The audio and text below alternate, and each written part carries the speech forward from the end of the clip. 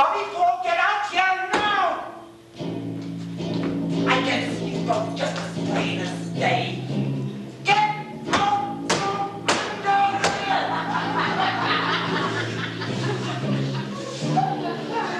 Bobby, I think you better go home. Yes, madam. I'm going over to Bobby's.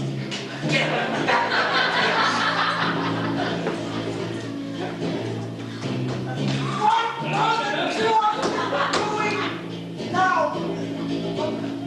Bobby and I were playing with crayons, and he broke one of them, and he said, let's put it in the cabinet, but it didn't fit, so he said, let's use them as bronzemen. And then he said, let's open the zero in the building, and I said, okay, yeah, sure. I'm sorry, Mom, I love you.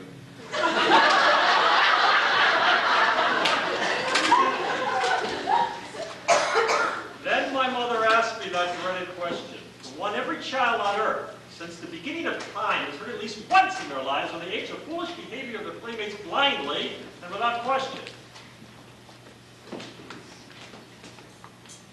If Bobby told you to jump on the bridge, would you do it?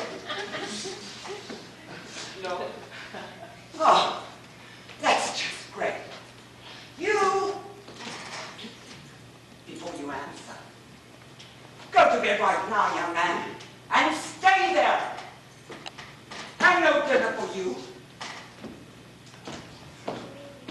After a frantic apology from my parents to the film crew, with assurances that I would be kept as far away from them as possible, they reshot the scene. My mother stood guard by the window, still hoping in vain that the master of suspense would need to use her toilet.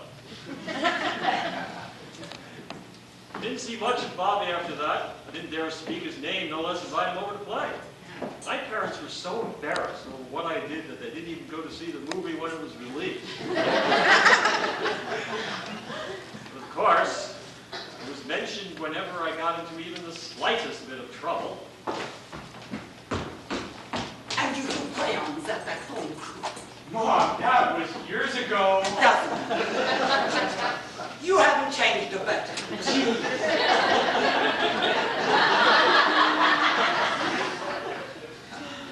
One day, 10 years later, my mother came up to me with an odd gleam in her eye.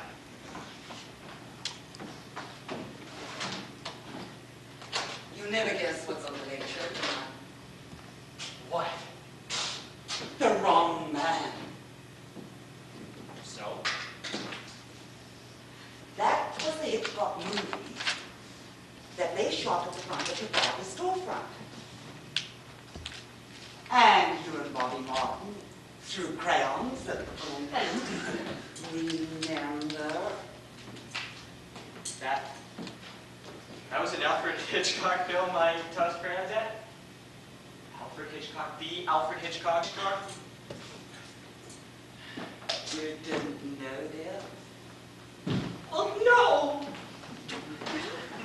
No wonder you were so mad. Holy cow, I'm surprised you didn't kill me for that one. Oh, I should have. No country jury in the world, wherever, whenever, would have convicted me. Justify a homicide. Oh, my choice. Oh, well, thanks a lot, Mother. Oh, you're welcome, dear. Anyway, oh God, your father's gonna stay up tonight to watch his silly old shop on television. Doesn't start until 2. He's got a total record work tomorrow. Oh, Mom, this is his big chance at stardom. Don't blow it for him, okay? The next day, when I returned from school, I asked my mother, So did Dad see his shop in the film? No, he didn't. Cut the scene. He didn't use it. You mean he stayed up all day for nothing? Oh, God. All that fuss and bother on the day of the shoot was all for nothing. You want to know something else that was for nothing? What? I cleaned Alfred Hitchcock's bathroom for nothing.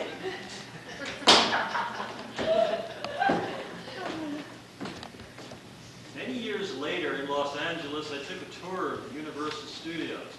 tour guide pointed to a cottage on the lot where Alfred Hitchcock was working on the film. I wanted to break from the tour group, bang on the door, and tell them how sorry I was for ruining the shoot.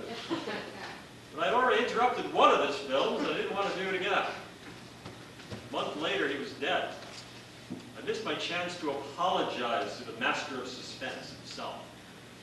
But it really didn't matter, for I had already been forgiven by the good laugh my mother and I had in the kitchen over the scene that was never used, over about what was, up until then, the worst thing I had ever done.